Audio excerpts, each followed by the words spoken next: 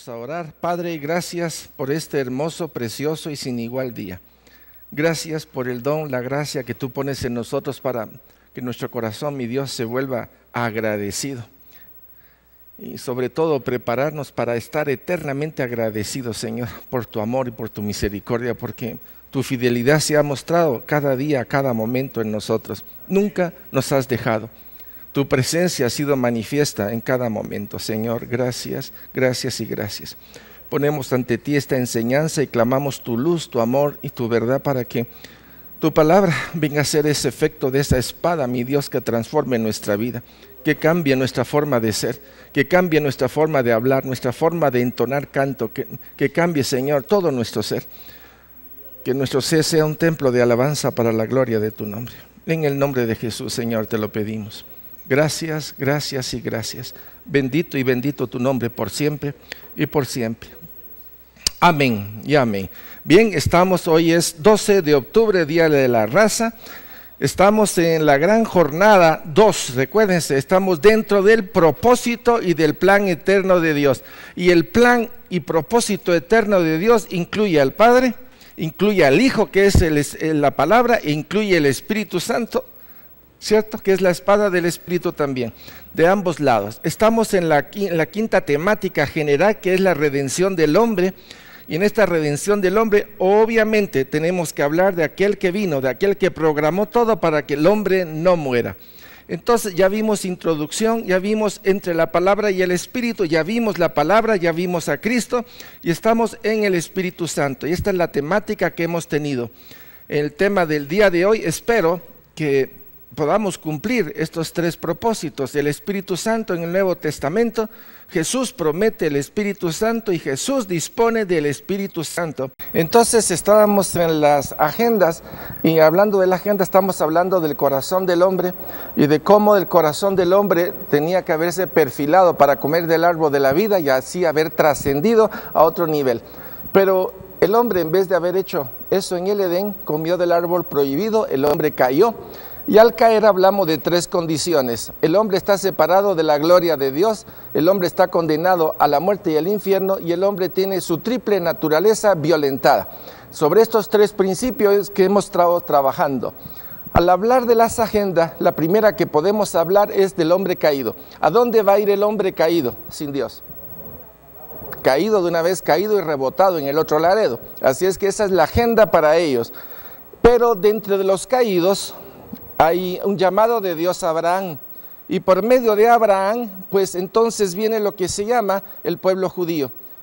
Abraham es la cabeza del pueblo judío, a través de él vienen las 12 tribus, y aquí entonces aparece la agenda del pueblo de Dios.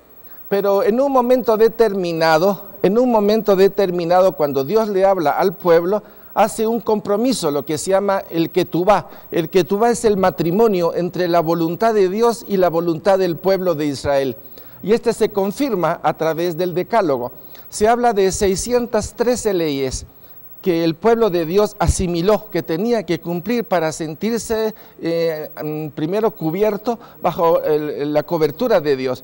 Pero vemos aquí que el pueblo de Dios a través del monte Sinaí hace el pacto o el ketubá de matrimonio. El pueblo le dice, sí, queremos ser tu pueblo, y él le dice, bueno, si ustedes quieren ser mi pueblo, yo voy a ser su Dios. A partir de este momento, este pueblo que venía tirado con onda se vuelve nación. Una nación poderosa que tiene un Dios poderoso y único. Y el Antiguo Testamento se caracteriza por la ley. Pero pasado cierto tiempo, ustedes se recuerdan que hay una promesa que de Belén, una virgen, etcétera, nacería el ungido de Dios. Y es por medio de María.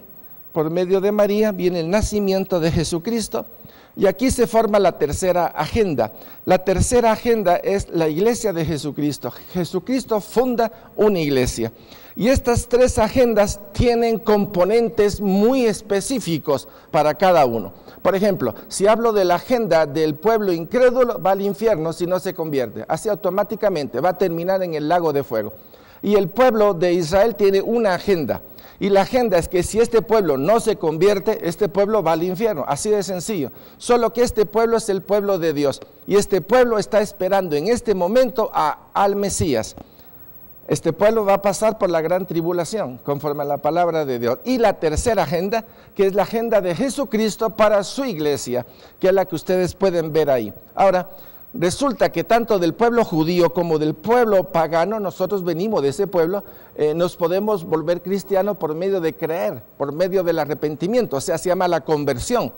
Cuando nos convertimos, entramos dentro de la agenda de la iglesia de Jesucristo.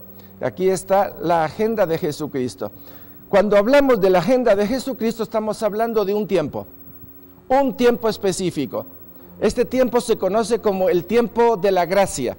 Quiere decir que lo que no había en el Antiguo Testamento, por medio de Jesucristo y a su iglesia, se le está dando una gracia especial. Este tiempo es conocido como tiempo de la gracia. En este tiempo estamos nosotros. Ahora bien, así como hemos hablado de que Jesucristo funda su iglesia, llega un momento en que la iglesia va a cerrar puertas. El Apocalipsis habla un poquito de la iglesia, hasta el capítulo más o menos 6 habla de la iglesia. Y nuevamente habla de la iglesia en el capítulo 19, cuando el Cordero viene en su caballo, Jesucristo viene en su caballo y atrás viene la novia. La novia está hablando de la iglesia. O sea que para poder leer el Apocalipsis, tenemos que separarlos en las distintas agendas que el Señor nos ha mostrado. Ahora bien, cuando hablamos de la gracia, tenemos que ver que hay un periodo final también de la gracia. Estamos, si usted ve el puntito ese que acabo de poner ahí cabal, y ahí ese puntito azul quiere decir que estamos próximos al arrebatamiento. O estamos próximos al fin de este tiempo, porque posteriormente va a venir la gran tribulación y después va a venir el reinado de Jesucristo, que son por 1000 años. O sea, solo estamos hablando de una etapa, estamos hablando de la agenda de la vida de la iglesia de Jesucristo. Ahí podemos ver también esas dos flechitas. Toda la agenda de Jesucristo, desde el momento en que murió y fue derramado el Espíritu Santo, la gracia está sobre nosotros. Eso quiere decir, hemos sido sacados de la condena a la muerte, del infierno, y el Señor quiere restituir nuestro espíritu, nuestra alma y nuestro cuerpo. Pero esta posición espiritual, que también se llama santidad, implica que podamos vivir en arrepentimiento y en santidad. Es una orden de Dios el que vivamos así. El papá o nuestro padre quiere que estemos en esta agenda específica, porque va a llegar un momento en que va a venir el arrebatamiento. Y cuando se habla de arrebatamiento, estamos hablando primeramente de que los muertos en Cristo van a resucitar. Primero los muertos, y después los que estén vivos seremos transformados. Y de esta manera, pues, nos iremos en el arrebatamiento. Hasta ahí llega el periodo de la iglesia. Este periodo de la iglesia también comprende las 7 iglesias del Apocalipsis. Ahí está comprendido esas 7 iglesias. En el capítulo 4 y capítulo 5, adoración celestial, el Cordero, etcétera, etcétera, ya es un preámbulo a todo lo que va a venir de lo que se llama la tribulación y la gran tribulación. Bien, con este cuadro yo creo que poquito a poquito hemos ido abriendo nuestra mente. ¿Vamos bien? ¿Pueblo de Dios? Ok, perfecto. Entonces, hay otra posición que es sostenida en la palabra de Dios. Hay algunos versículos, recuérdense que la palabra de Dios, versículo aquí, versículo allá y versículo allá, van formando un tipo de doctrina. Y entonces hay citas que sí y hay citas que no. Por ejemplo, se pierde la salvación, no se pierde la salvación. De ambos lados hay suficiente cita y suficiente peso para defenderla, las dos, ¿verdad? Pero en fin, ahí sí que el que tenga más sabiduría, que encuentre más la palabra y que le encuentre más respuesta y revelación de Dios, tendrá la palabra definitiva. Para nosotros hemos hablado de que si no cuidamos la salvación se pierde. Lo hemos hablado en varias oportunidades, pero esa es la posición de esta iglesia. Entonces puedo ver esta última línea que es azul y puedo ver también que hay personas que siendo cristianas, su estilo de vida, su forma arrogante, su orgullo, su soberbia y el no permitir que la gracia y misericordia de Dios actúe en su vida todos los días, porque el ejercicio es el siguiente. Si somos un vaso y en ese vaso le ponemos una tapadera encima y Dios abre el grifo para que entre el agua, ¿qué pasa si tenemos la tapadera encima? No hay agua. ¿Qué pasa cuando donde se pone el aceite, ¿cómo se llama? La lámpara, el quinqué. Entonces, ¿qué pasa si no permito que el aceite de Dios entre? Porque la gracia y misericordia de Dios es aceite. La obediencia trae aceite. El sacrificio trae aceite. Entonces, debemos de ser renovados, tener nuevo aceite, nuevo frescor de esa unción espiritual para mantenernos por gracia y misericordia en esta línea. Los que no se conserven en esta línea, también hay citas bíblicas que dicen que si no conservan su dignidad, ¿sí?, pasarán la gran tribulación. Entonces eso quiere decir, no por temor es que vamos a hacerlo, sino porque tenemos respuestas válidas en el amor, en la fidelidad, en la misericordia de Dios, para no perdernos a nosotros mismos. Por eso la importancia del clamor de todo el tiempo ante el Señor. Bien, esa es una de tantas laminías que vamos a tener. Esta fue la temática de la semana pasada y nos quedamos en el punto 3, pero me interesa mucho el punto de Belén, Miqueas capítulo 5, versículo 2. Este libro de Miqueas 5:2 da una respuesta que, como dijimos la semana pasada, es impresionante. Dice así: pero tú, Belén, Éfrata, pequeña para estar entre las familias de Judá, de ti me saldrá el que será Señor en Israel. Y dice, y sus salidas son desde el principio, desde los días de la eternidad. Qué interesante, ¿verdad? Cómo esta conjugación de elementos en un mismo versículo puede tener tanta claridad para nosotros. Ok, pasamos entonces al último punto: consagrado y santo por su mismo ser. Lucas 1:35. Estoy hablando de Jesús. Respondiendo el ángel le dijo, el Espíritu Santo vendrá sobre ti y el poder del Altísimo te cubrirá con su sombra, por lo cual también el santo ser que nacerá será llamado Hijo de Dios. Estamos hablando de María, estamos hablando de la forma como fue fecundada y la forma como dio a luz a Jesucristo. Jesús obra en el Espíritu Santo. Esta es la importancia de entender. Hemos hablado de la espada y hemos hablado de la palabra, ¿se recuerda? Y cómo la palabra en diferentes niveles lo mostramos durante los últimos meses. Ahora estamos hablando del Espíritu y la forma como el Espíritu ha descendido, ha llenado y está actuando a nivel del pueblo de Dios en forma temporal, a nivel de Jesucristo, la forma como el Espíritu Santo va a quedar sobre la iglesia y la forma como el Espíritu Santo queda en nosotros.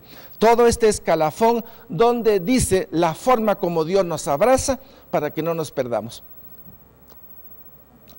Afronta al diablo. Bueno, ahorita vamos a entrar a varios puntos que son, diría yo, fundamentales. Después de que Jesucristo fue lleno del Espíritu Santo en el bautizo, dice, Jesús lleno del Espíritu Santo volvió del Jordán y fue llevado por el Espíritu al desierto por 40 días. Y era tentado por el diablo y no comió nada en aquellos días, pasados los cuales tuvo hambre. Entonces el diablo le dijo, si eres hijo de Dios, di a estas piedras que se conviertan en pan. Jesús respondiendo le dijo, escrito está. O sea, Cristo, ¿qué está usando? La palabra. Cristo está usando la espada. Escrito está, te recuerdo, mira, pero esto no es de ahora, esto es de antes. Escrito está. No solo de pan vivirá el hombre, sino de toda palabra de Dios. Y le llevó el diablo a un alto monte y le mostró en su momento todos los reinos de la tierra. Y le dijo el diablo, a ti te daré toda esta potestad y la gloria de ellos, porque a mí me ha sido entregada y a quien quiero la doy. Aquí hago un paréntesis. En ningún momento el hombre le entregó a Satanás el poder. El hombre fue engañado. Oiga, el hombre fue engañado. O sea, el poder que tiene Satanás es poder robado. Pueblo de Dios. Satanás con engaño hizo caer al hombre y al hacer caer al hombre y a la mujer, él toma posesión de esto. O sea que ni siquiera de él es, y dice, y a quien quiero la doy. Si tú postrado me adorares, todo será tuyo. Interesantísimo esto. Viene una versión de uno de los escritores exégetas de la palabra de Dios que dice, ¿qué tal si Jesús hubiera pensado y hubiera dicho, ay, si este me lo da de una vez vengo a salvar a todos? De una vez, porque si lo adoro, diría, entonces todos por los que yo vengo, ya de una vez me los dan. Pero esa no era la forma como iba a triunfar Cristo. Cristo iba a triunfar oyendo la voz y haciendo la voluntad del Padre, porque Él venía a morir. O sea, la propuesta del otro era la más fácil. Muchas propuestas que nos vienen a nuestra vida son muy fáciles, pero no es la voluntad de Dios. La forma como Satanás se puede usurpar diferentes posiciones para vendernos ideas extrañas, que a la hora de la hora no es nada de Dios. No sé si estoy explicando el punto. Ok. Respondiendo Jesús le dijo, vete de mí, Satanás, porque escrito está, otra vez, esta frase tan famosa y preciosa para nosotros. Al Señor tu Dios adorarás y a Él solo servirás. Vean la posición que tenía Jesús, una posición guiada por el Espíritu Santo de certeza, de seguridad. Sabía lo que el otro estaba haciendo. A nosotros Dios nos está preparando para que no caigamos en esas trampas. Dios nos está preparando para tener convicción y seguridad, para que cuando veamos esa serie de situaciones podamos decir como Jesucristo dijo, escrito está, y solo a Dios adorarás. O sea, las respuestas que nosotros ya conocemos. A veces no queremos ver al enemigo con el poder y la autoridad que tiene. Cuando no lo vemos así, es porque todavía no tenemos el temple en el Señor para hacer las cosas correctas. Entonces nos vemos que nos diluimos en un montón de situaciones. Al Señor tu Dios adorarás y a Él solo servirás. Y le llevó a Jerusalén y le puso sobre el pináculo del templo y le dijo, si eres hijo de Dios, échate de aquí abajo. Oiga también esto. Satanás dijo, porque escrito está. Quiere decir que no solo conoce las escrituras, sino que sabe aplicarla. Eso quiere decir que van a haber personas que utilizando la palabra de Dios nos van a querer confrontar. Y tenemos que tener la sabiduría, y el escrito está en nuestro corazón para responder con amor, con sabiduría y con suficiente fuerza para dejarlo parqueado. Pueblo de Dios. Y dice, porque escrito está, a sus ángeles mandará acerca de ti que te guarden. Lucas 4, 11, 13. Y en las manos te sostendrán para que no tropieces con tu pie en piedra. Respondió Jesús, le dijo, dicho está, no tentarás al Señor tu Dios. Y cuando el diablo hubo acabado toda tentación, se apartó de él por un tiempo. Ok, aquí un punto importante. Jesucristo, lleno del Espíritu Santo, es lo que dice, lleno del Espíritu Santo. ¿Confronta a quién? O sea, él está 40 días en oración y hay permisividad de Dios para que el enemigo lo ataque. Perfecto. Si Dios permitió eso, ¿será que Dios no va a permitir también que nos ataque a nosotros? ¿Perdón? A todos. Eso quiere decir que estamos en una posición vulnerable si no estamos con la armadura de Dios. Por eso es importante el asociar todos estos elementos. También Jesucristo libera a sus víctimas. Y dice, os digo que todo aquel que me confesare delante de los hombres, también el Hijo del Hombre le confesará delante de los ángeles de Dios. Mas el que me negare delante de los hombres será negado delante de los ángeles de Dios. Aquel que confiesa a Jesucristo es libre. Y es libre eternamente. Será confesado ante el trono celestial. Y el que le niegue aquí, le será negado también allá arriba. O sea, el poder de liberación en el nombre de Jesús. Juan 8:36 dice, así que si el Hijo os libertare, seréis verdaderamente libres. ¿Será que Él nos da esa capacidad de libertad? ¿Somos libres en el nombre de Jesús? Ok, el poder del Espíritu Santo, el poder de la palabra. Por eso hemos estado hablando, no nos hemos metido a los dones ni nos hemos metido a todos los elementos que hay a favor de nosotros. Estamos hablando de la palabra y del Espíritu. Y hemos hablado de que nuestro caminar espiritual es entre la palabra y el Espíritu.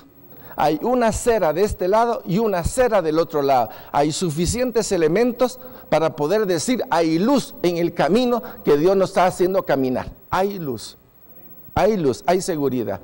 Bien, trae a los pobres la buena nueva. Este es el mensaje del Antiguo Testamento de Isaías. Y dice, Lucas 4:18, el Espíritu del Señor está sobre mí, por cuanto me ha ungido para, aquí viene la pregunta, ¿para qué? Para dar buenas nuevas, ¿a quién?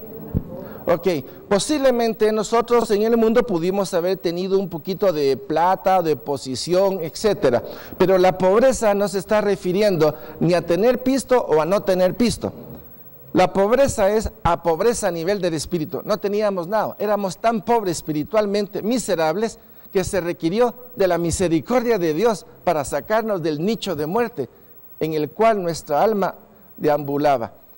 Y dice después, me ha enviado a sanar a los quebrantados de corazón, a pregonar libertad a los cautivos y vista a los ciegos, a poner en libertad a los oprimidos. El plan, la agenda de Jesucristo es esta. La agenda de Jesucristo está plasmada aquí y es por medio de su sangre por la cual nosotros obtenemos el perdón de los pecados y podemos incorporarnos a la agenda de Jesucristo. Otro punto importante es el acceso que tiene él al Padre. Lucas 10:21.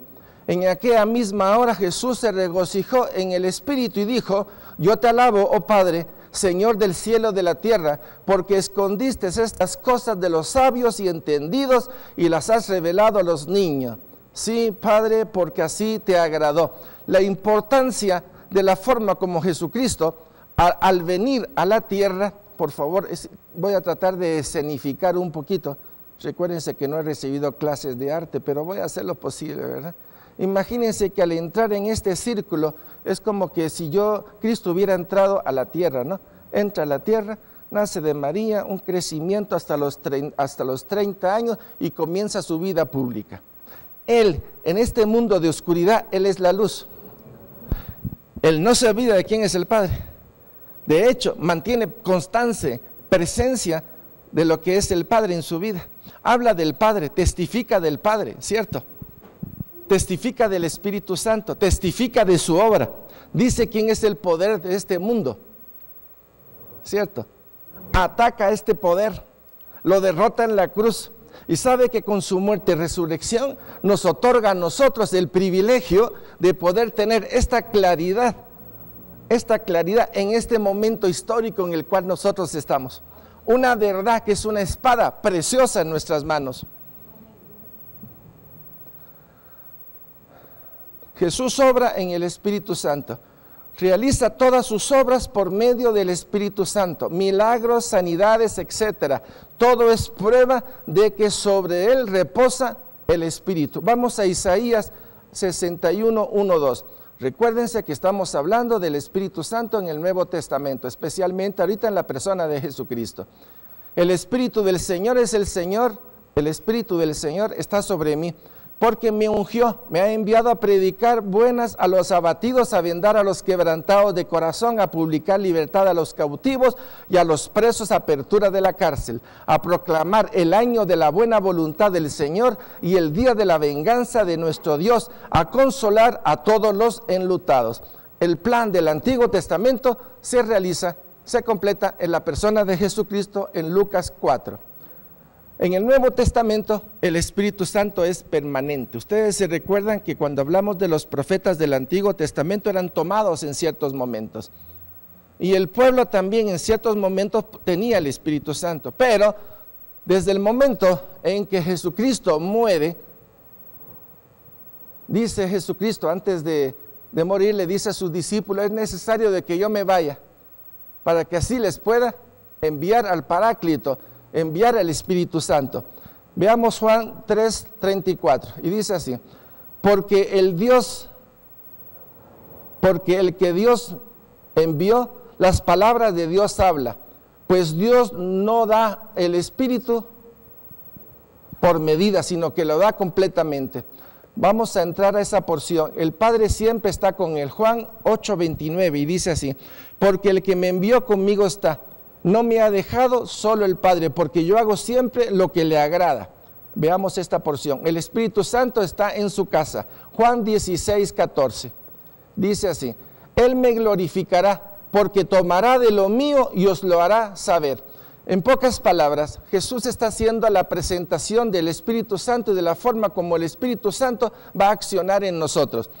Pregunta para todos: ¿qué hace el Espíritu Santo en nuestras vidas? ¿Será que nosotros somos casa del Espíritu Santo? ¿Somos templo del Espíritu Santo? O sea, ¿cuál es la casa del Espíritu Santo? Yo soy la casa. ¿Y qué hace el Espíritu Santo en su casa? Pregunto. Si usted es el dueño, el conocimiento de la verdad, nos lleva a la verdad completa.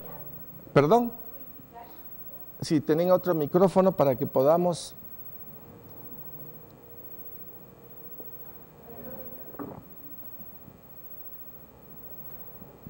Siendo él el dueño de la casa, él purifica el lugar de su habitación, con su sola presencia echa fuera las tinieblas. ¿Qué pasa cuando tenemos jóvenes de 14, 15 o 16 años o por ahí? Y cuando la mamá entra al cuarto, dijo: amigo, aquí hubo combate. No, mamá, sí vivo yo. ¿Qué hacemos con los patojos que mantienen su cuarto desordenado y ese relajo típico en el cual la juventud dice: papá, siempre estoy cansado? Y los zapatos por todos lados, la ropa por todos lados. ¿Qué hacemos con nuestros hijos? A ver, ayúdenme, papás. Les decimos que ordenen. ¿Y qué pasa? Incluso los ayudamos a ordenar. ¿Y qué pasa con los hijos? Se enojan más. ¿Cómo creen que estamos nosotros con el Espíritu Santo? A ver, pregunto. ¿De cuántas maneras el Espíritu Santo no quiere ordenar nuestra vida y nosotros no se lo permitimos? ¿No tiene eso una asociación o un símil muy parecido a la forma ingrata con la cual nosotros nos dejamos conducir? Ok. Seguimos con el Espíritu. Jesús promete el Espíritu Santo. Y yo rogaré al Padre. Hemos visto cómo el Espíritu Santo accionó en el Espíritu, en Cristo. Y aún inclusive en el momento en que Jesucristo muere, dice: Padre, te entrego mi Espíritu. ¿Era necesario que Jesús muriera? ¿Era necesario de que Él llevara la sangre al propiciatorio celestial? ¿Qué de todo esto era lo más importante? Si Jesucristo no muere y muere en la condición perfecta de obediencia, no vendría el Espíritu.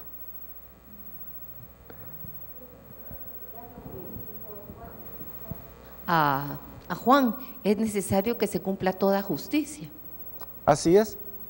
Repetí, por favor. Es necesario, porque Juan le dice: no debería yo de bautizarte, sino tú a mí. Y entonces él le dice: sí, pero es necesario que se cumpla toda justicia. Que se cumpla todo. Vamos a Juan 14, 16, 17 y dice: y yo rogaré al Padre y os dará otro consolador para que esté con vosotros para siempre. Estos son elementos importantes en nuestra vida. El Espíritu Santo se nos ha dado para siempre.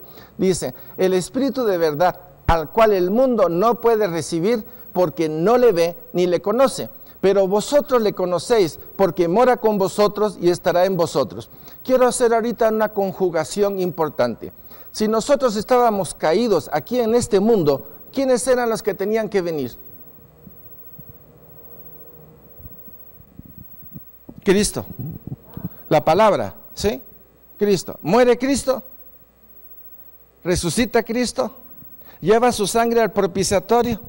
¿Y a quién envía Él? Eso quiere decir, su vida y mi vida tiene que estar entre la palabra y el Espíritu.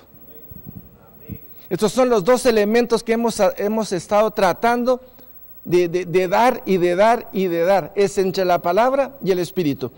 Aparte es todo lo que la palabra nos pueda dar por un montón de lados, igual que el Espíritu, cuando nos da sus dones, sus habilidades, sus destrezas, etc. El Espíritu de verdad, al cual el mundo no puede recibir porque no le ve ni le conoce, pero vosotros le conocéis porque mora con vosotros y estará con vosotros. Pregunta, ¿ustedes sienten al Espíritu Santo? Y si, a ver, que levanten la mano todos los que lo sienten. Entonces la pregunta sería ahorita al revés. Si ustedes sienten al Espíritu Santo, ¿cuál es el motivo por el cual no hacemos lo que Él dice? Algunos respondieron, otros se quedaron mudos, otros se sonrieron, otros se dijeron cambiar de pregunta. ¿Esa no les gustó? No. La verdad es que no nos gusta que nos cuestione. El Padre lo enviará en mi nombre, Juan 14, 26. Mas el Consolador, el Espíritu Santo, a quien el Padre enviará en mi nombre, Él os enseñará todas las cosas y os recordará todo lo que yo os he dicho. Cuando unimos todas las citas, cuando vemos el sacrificio, el derramamiento de la sangre y la importancia del Espíritu Santo, ¿saben cómo veo esto? Como una especie de, ¿cómo se llama aquellos buzos antiguos que tenían un tubo hasta allá arriba y iban respirando? Escafandra, ¿verdad? Pero que recibía el aire de allá arriba. Prácticamente así me siento. Porque estoy en un mundo intoxicado, un mundo de perdición, un mundo que va a la debacle. Pero los cristianos debemos de ser como con ese tubo, ese cordón umbilical ubicado en el trono de la gracia, porque de ahí viene todo. De ahí viene todo. El que no tenga su cordón umbilical en el trono de la gracia, hay que preguntar en qué ballena lo tiene puesto. Una ballena nos va a arrastrar por todos lados. Decimos que somos cristianos, etcétera, etcétera, pero en nuestra vida, yo qué sé, cuánto rollo hay a nuestro alrededor.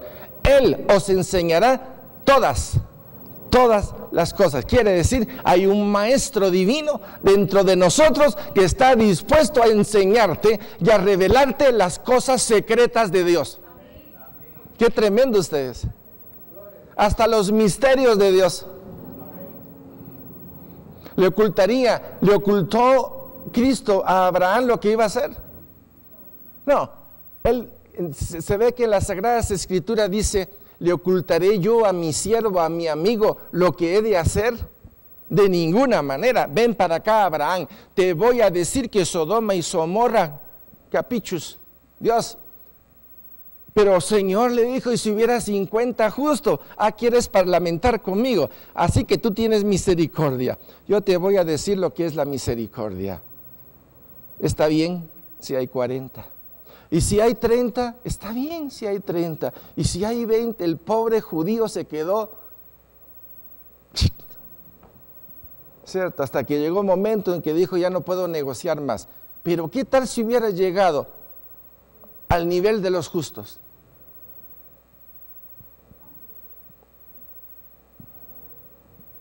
¿Cuántas cosas Dios no ha hecho por un justo? ¿Se recuerdan de Josías? ¿Cuántos no hay en la historia que por un justo? ¿Cuántas veces levantó el pueblo un juez? Y por ese juez que pudo levantar a todos, hubo paz durante ese tiempo. Hay un principio, y me gustaría que lo apuntaran. Este principio lo podríamos llamar jurisprudencia divina, aunque realmente es humana.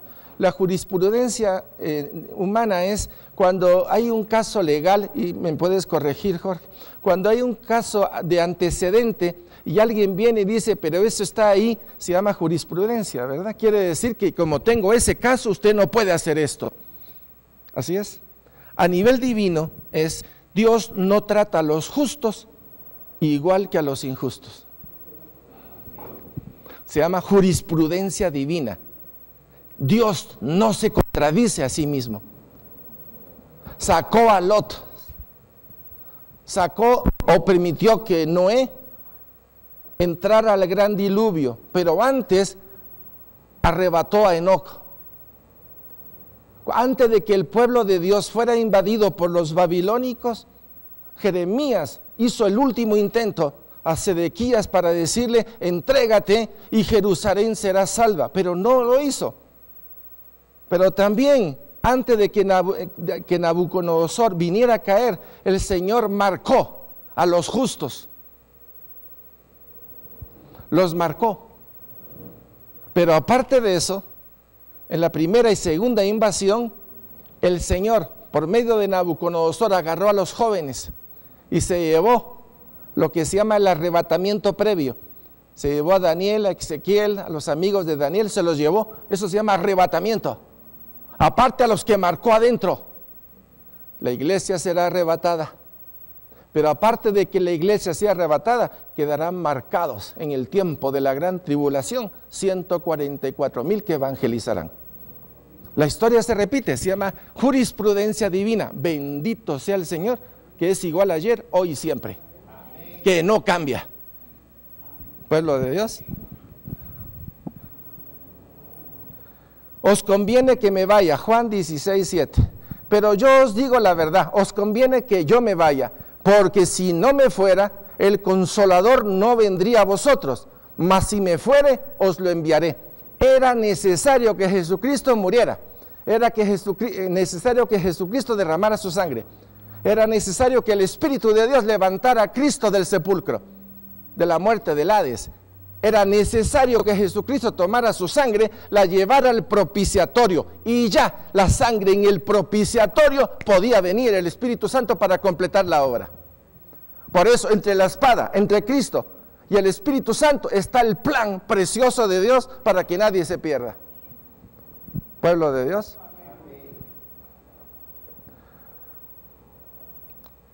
Juan 7:39. Esto dijo del Espíritu que había de recibir los que creyesen en Él, pues aún no había venido el Espíritu Santo, porque Jesús no había sido aún glorificado. Vean la forma como la secuencia de Dios, el plan de Dios se fue cumpliendo paso por paso. Si Jesucristo no muere, no hay fe. Si Jesucristo no resucita, no hay fe. Si Jesucristo no toma la sangre y la lleva al propiciatorio, no hubiera perdón de pecados. Porque todo esto se cumplió. Es que tenemos el perdón de los pecados, ¿cierto? Y porque esto se cumplió, el Espíritu Santo nos fue dado. Jesucristo fue glorificado, fue levantado por encima de todo y se le dio nombre en el cielo, la tierra y debajo de la tierra. De hecho, proféticamente, en el libro de Apocalipsis lo podemos ver cuando Juan está llorando porque está el trono de la gracia y hay un rollo y nadie se atrevía a tomarlo. Y Juan comienza a llorar hasta que llega uno de los seres y le dice: hey Juan, no hombre, tranquilo, mira, abre en tus ojos. ¿Y a quién vio? Al Cordero, que también es león. Y dice que el Cordero, ¿qué hizo? Tomó. ¿Por qué tomó él el rollo? Porque era digno, santo, había cumplido, lleno de gloria, fue glorificado, se le dio el trono por encima de todo. Sentado a la par, y vi como una figura de cordero inmolado o degollado. ¿Cierto? Todo el plan, como el plan se nos presenta delante de nosotros en una forma preciosa. Cristo sabe la necesidad que tenemos de tener al Espíritu Santo luego de su partida al trono de la gracia. ¿Sabía Dios lo que estaba ocurriendo en el planeta Tierra? ¿Sabía Dios que se había confabulado la carne, el mundo y el poder de las tinieblas contra Jesucristo? Sí. Sabía que luego de que Cristo derrotara todo esto y Él se fuera, era necesario de que viniera el Espíritu Santo en nuestras vidas para enfrentar a todos estos. Esta es una batalla anunciada. Esta es una batalla en la cual, perdón, sí, arquitecto. Esa es la verdad. Pero una cosa es Él que lo diseñó y otra éramos nosotros los que teníamos amnesia temporal. Desconocíamos las cosas de Dios, desconocíamos el amor de Dios, desconocíamos su bondad y su misericordia. Éramos unos ignorantes. Es más, el Salmo, no sé si es el 72, que dice: éramos como bestias ante ti. ¿Cómo éramos nosotros antes de conocer a Cristo? ¿Bestias o 333? Medio bestias. A ver.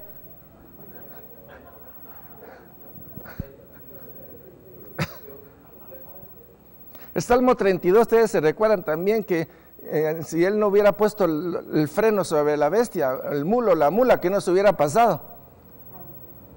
Salmo 32.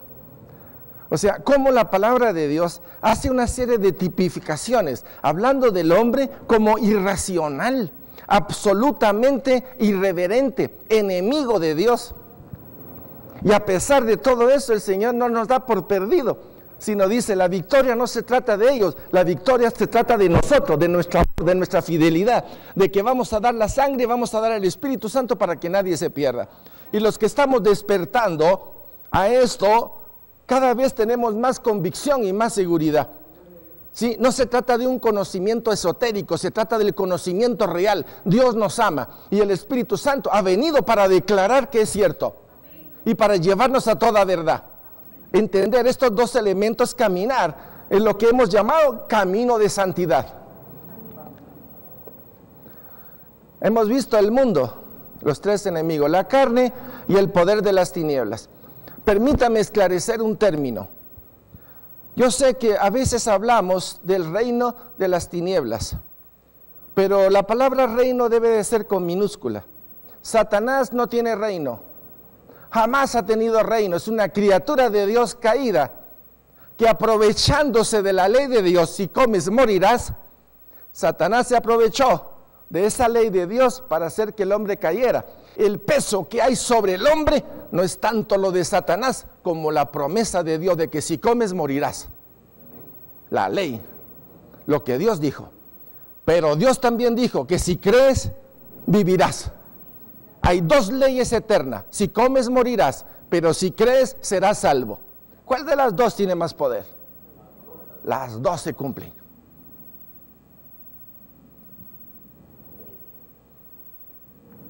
Yo entiendo ahí que precisamente en Colosenses, cuando dice que Cristo anuló el acta de los decretos que pesaba en mi contra, el decreto anulado es precisamente ese, el decreto de si comes morirás, porque Cristo lo cumplió muriendo, y entonces tenemos, si creemos en Él, tenemos vida eterna.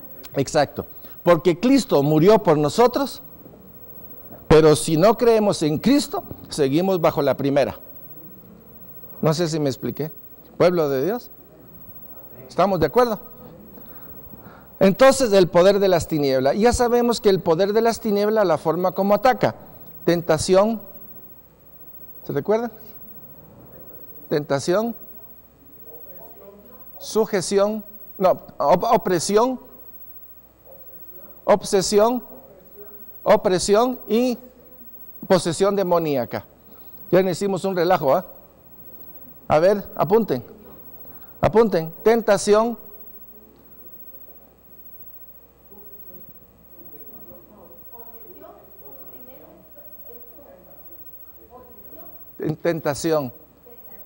opresión, tentación, opresión, obsesión y posesión, que puede ser parcial o que puede ser completa.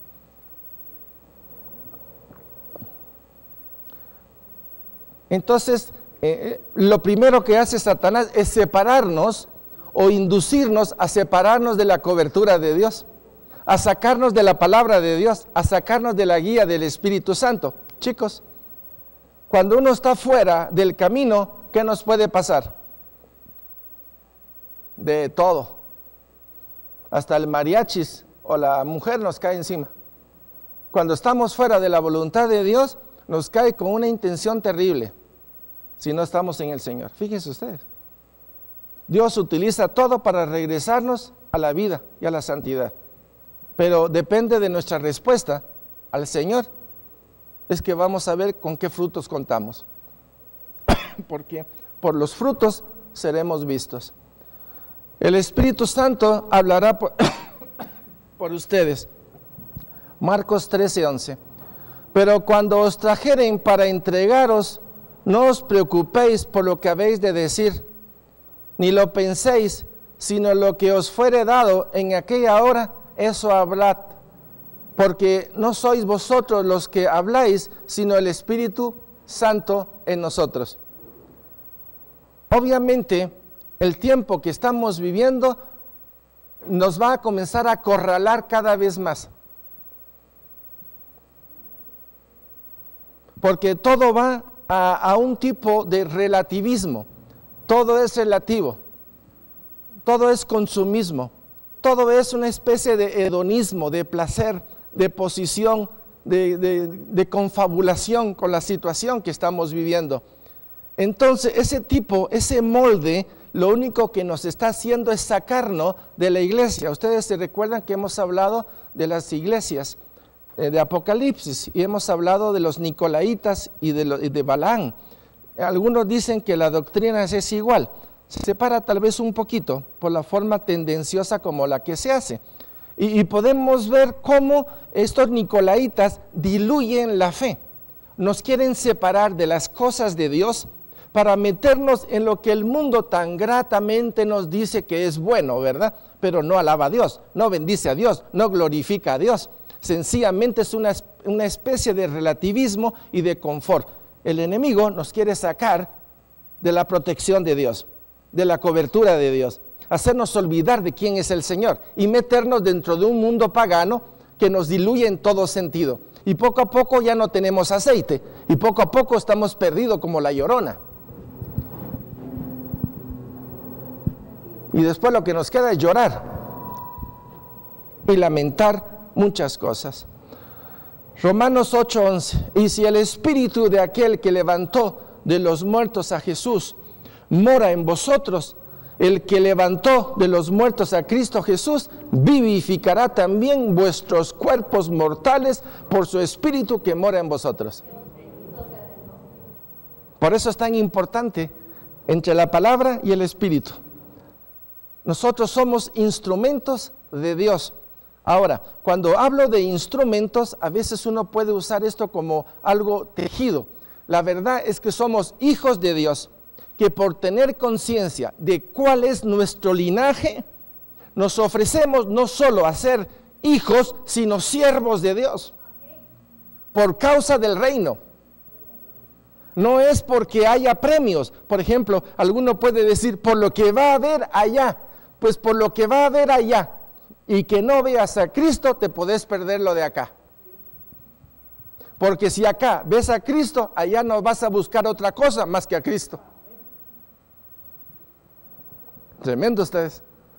Pueblo de Dios, ¿me están siguiendo? ¿O voy solito ahorita por martes? ¿Pueblo? ¿Vamos bien? Entonces, ¿qué es lo que nos compete hacer? ¿Brincar, resistirnos o clamar gracia y misericordia? Bueno, yo puedo clamar gracia y misericordia, pero si el Señor dice que su misericordia es nueva todos los días, ¿debo de clamarla o debo de recibirla? Ahora, ¿cómo se recibe algo? Cuando usted le dan un regalo, usted lo agarra con la boca, ¿verdad? Con las manos. Entonces, ahí está. Entonces, cuando a uno le dan algo, ¿uno qué hace para recibir ese algo? Si te dan las llaves de un carro, ¿tú qué haces? Eso no es, una vez se la estás quitando, no, hay que poner la mano, ¿verdad? La gracia y misericordia de Dios es nueva todos los días para nosotros.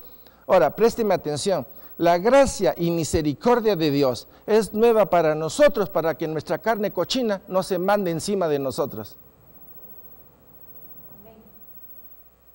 Porque nuestra carne, si no recibe el impacto de la gracia y misericordia de Dios, la carne se encarama y nos ata.